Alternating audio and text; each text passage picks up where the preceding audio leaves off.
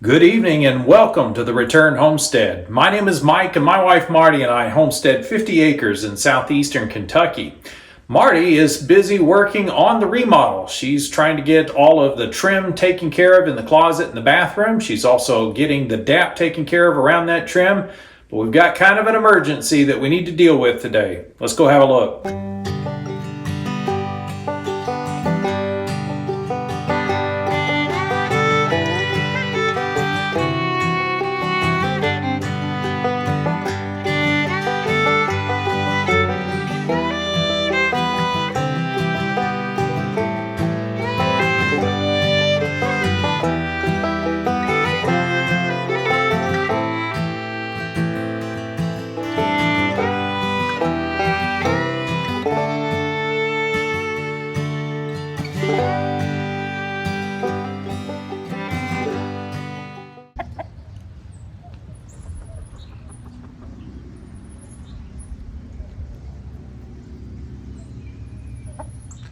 Chickens are just thrilled that they don't have snow in their yard. They're able to come out again. They've been hiding underneath their coop ever since the snow started falling. So it's kind of nice to see them out running around now.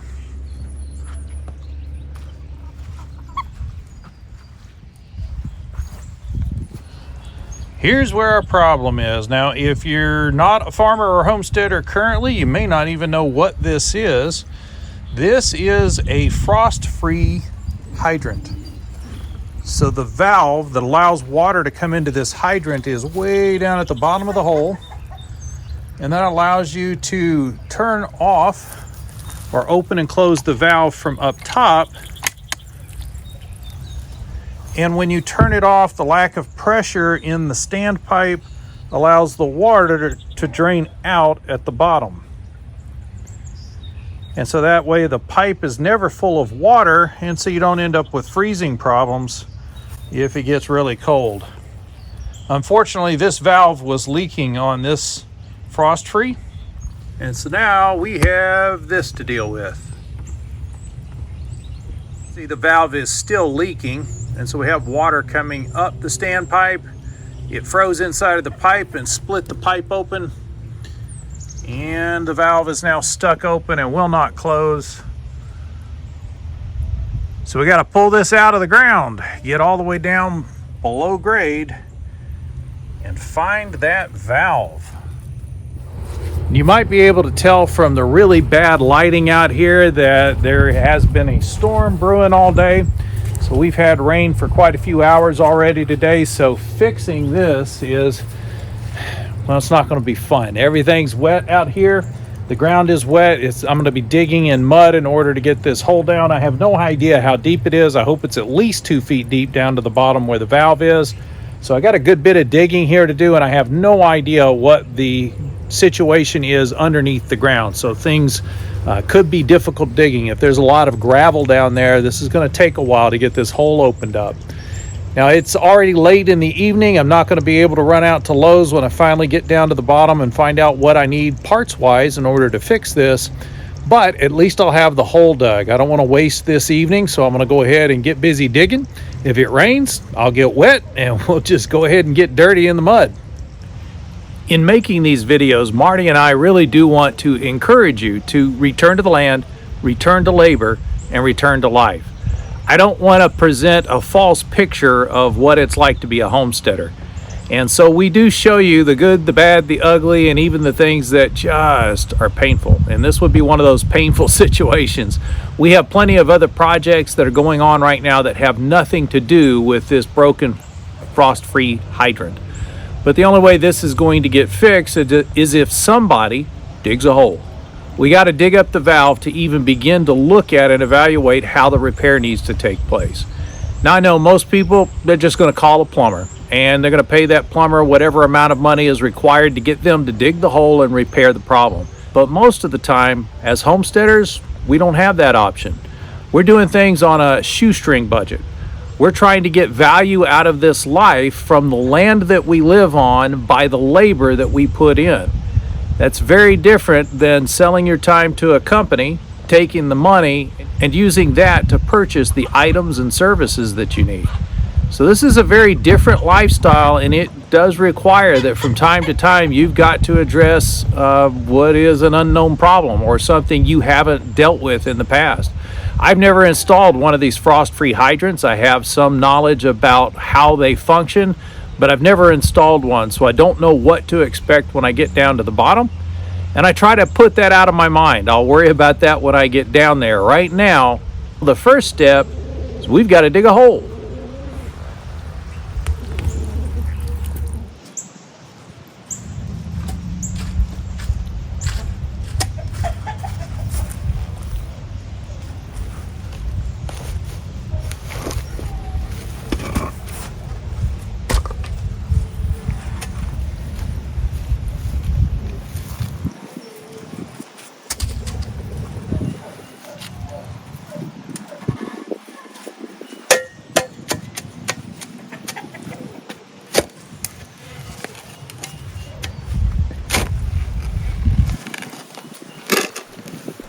At some point in the past, someone tried to turn this into kind of a garden bed, I think, along the edge of this barn. I'm not sure this is the ideal place to put flowers or bushes. In fact, I want to keep the edge of my barn clear. I don't want critters able to get up to the bottom of my barn walls without being seen, so I don't want to provide them with cover. I need to get these bricks out of the way so that I have access to the dirt. So I'm just going to pull these bricks out first.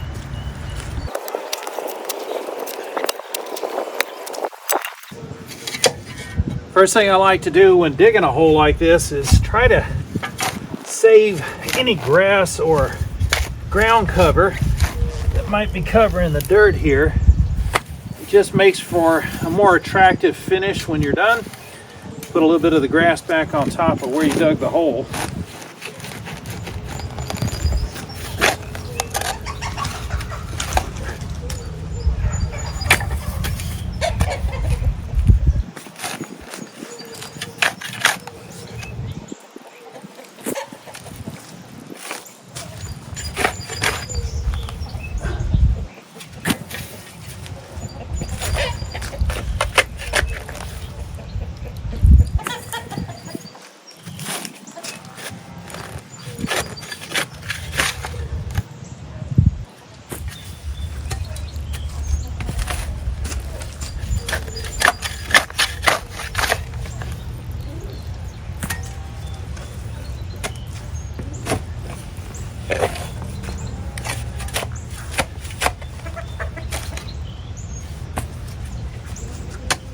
Once the grass is removed, I start taking bigger scoops. It's time to start going down.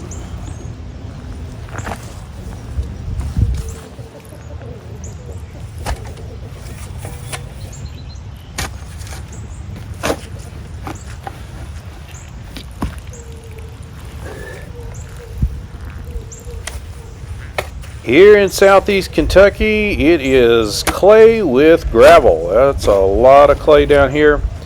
It is really thick, it is soupy when it gets wet, it's sticky, it's slippery, it's everything at once. This stuff's a mess.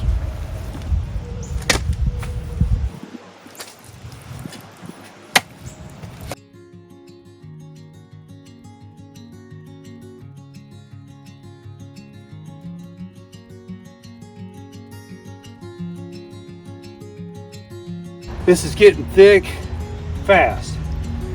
It's a lot of clay down here in this hole.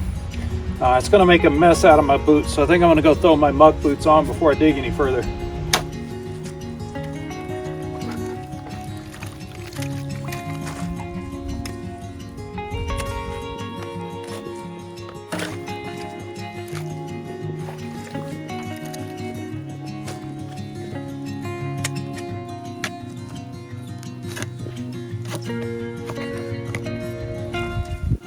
You might be watching me digging here and wondering why I don't just call a plumber.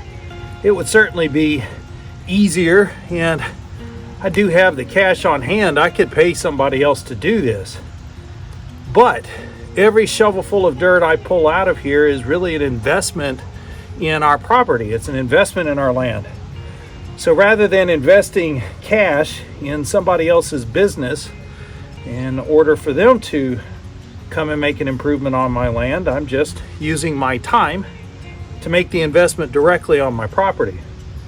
To me, that makes much better financial sense. I'm taking something that for the most part is downtime. It's after hours. I can't sell my time to anybody right now. It's beyond business hours for the day, but the time still has value. It can still accomplish something that increases our overall net worth. Not necessarily our cash net worth, but our net worth as far as ability to take care of ourselves, to be self-sufficient. That is really what we're working on. We've returned to the land. I've returned to labor, and we're trying to get to the place where we can say we've returned to life, where we're 100% self-sufficient off of our property. Long way to go, including in this hole. Whenever you're chasing plumbing, be sure to go careful when you get down to where you think the pipes might be. It's very easy to put your shovel right through a water line. So go slow once you get down here.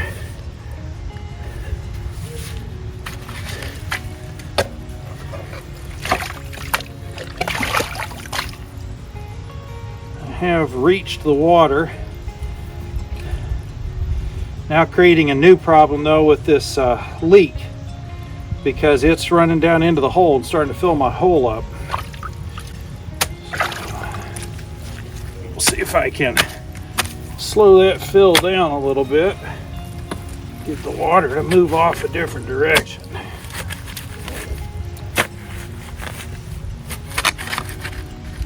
Hopefully that'll help the water move away from the hole. I found the water pipe on this side. Go dig it out on the other side.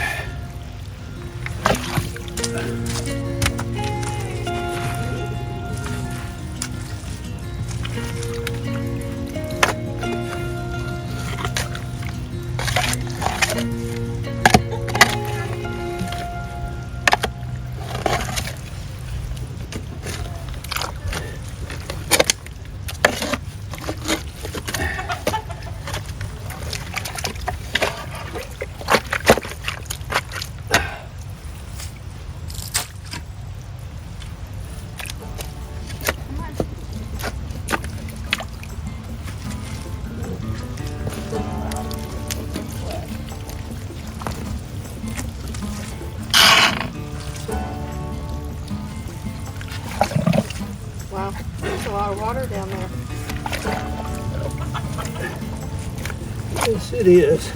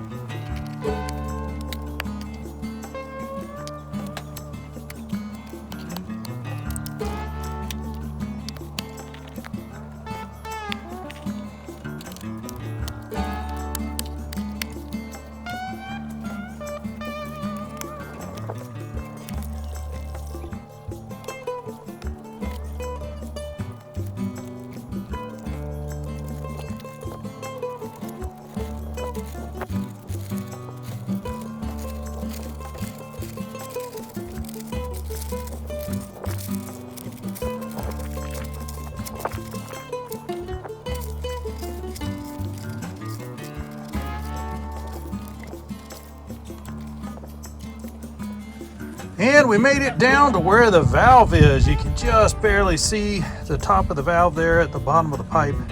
And we hit our second big problem, and that's that the hole is now full of water to the point where I can't see the valve and the water pack. So the biggest problem here is that I can't see the valve. It's underwater. So I'm gonna have to do something about draining this water out. I've got a couple of ideas.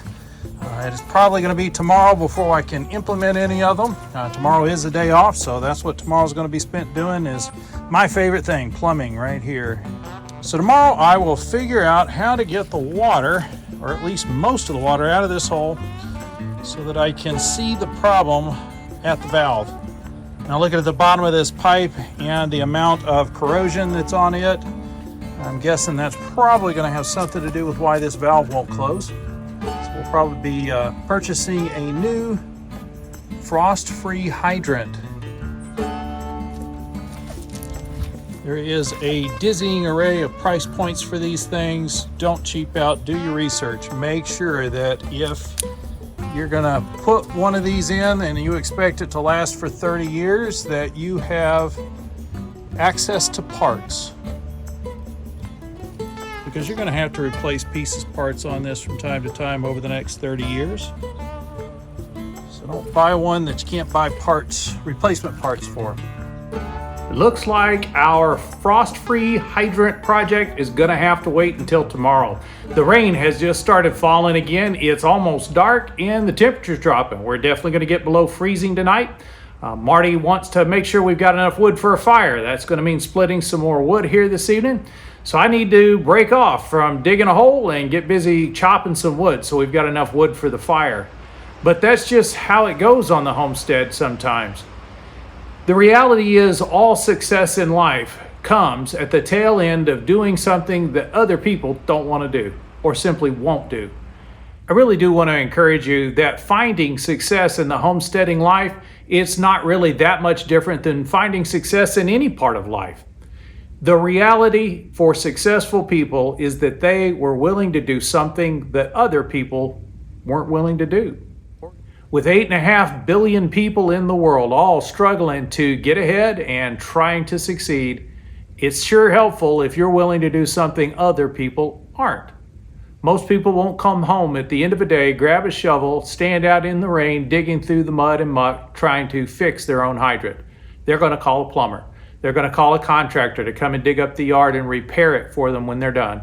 They're not going to do this work themselves. If you're willing to put in the labor, you have an advantage in the homesteading lifestyle. After the labor has been put in, it's just a matter of enjoying the life you've built for yourself.